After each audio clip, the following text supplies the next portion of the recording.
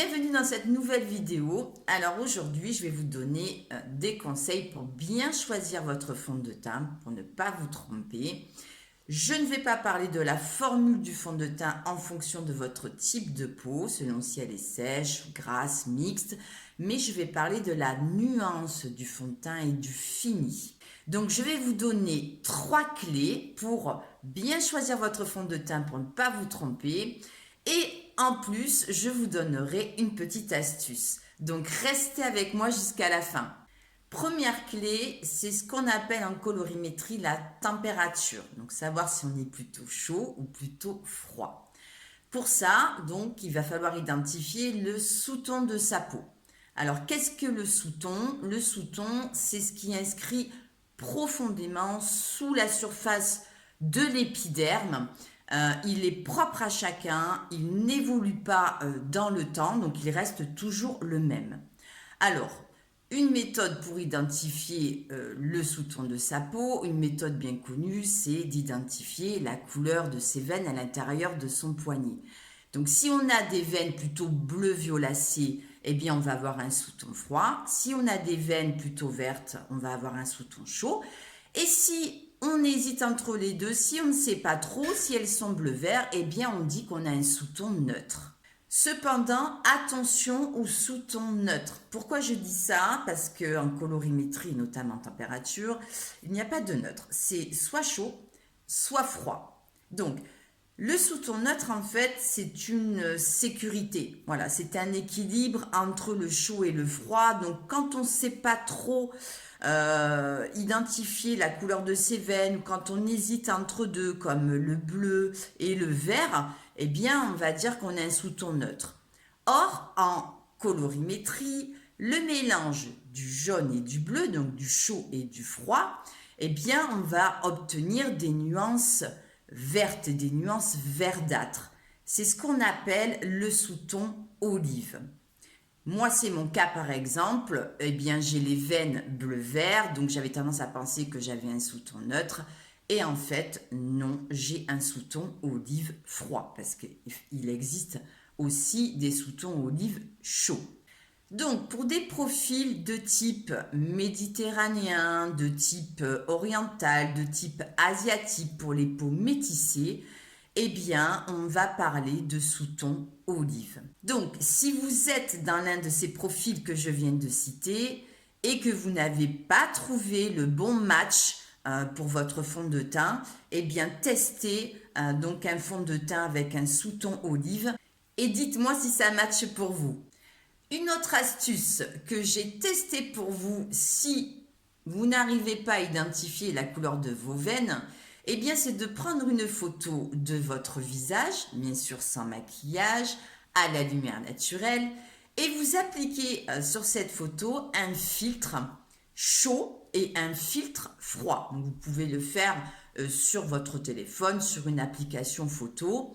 Et donc, ça permet de prendre du recul et j'avoue que c'est assez bluffant. Donc, testez et dites-moi. Deuxième clé, c'est ce qu'on appelle en colorimétrie le clair-obscur.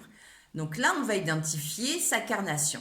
La carnation, eh bien, c'est la couleur de peau que l'on va trouver sur la surface de l'épiderme, qui, elle peut évoluer au fil des saisons. Elle peut donc être plus claire en hiver et plus foncé en été. On a en général 4 types de carnation. On va avoir le clair, le moyen, le hâlé et le foncé. Donc la carnation est beaucoup plus simple à identifier. Il faut juste bien penser à changer donc la nuance de son fond de teint si votre carnation évolue, notamment avec le bronzage. Troisième clé, c'est ce qu'on appelle la saturation en colorimétrie. Donc là, on va identifier la finition. Donc soit un fini mat, soit un fini lumineux.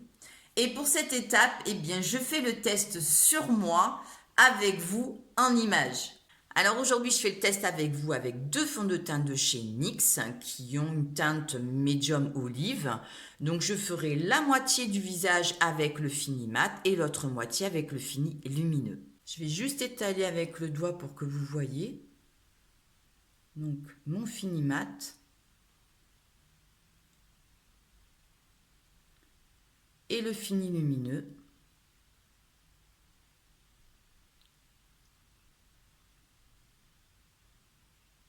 Donc je commence par le fini mat.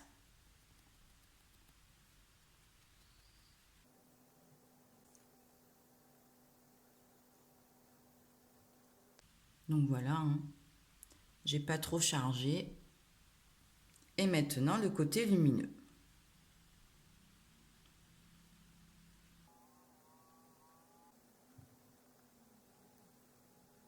Voilà le résultat. Donc j'ai pas fait le contour des yeux. Donc ici le fini mat. Ici le fini lumineux.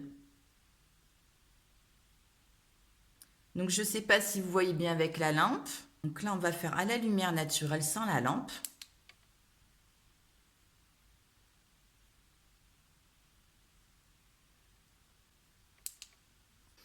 En tout cas, pour moi, ce qui me convient, c'est le fini lumineux. Et ça, je le sais aussi grâce à ma colorimétrie, puisque je suis une femme hiver. Et donc, c'est le lumineux qui convient le mieux à ma carnation.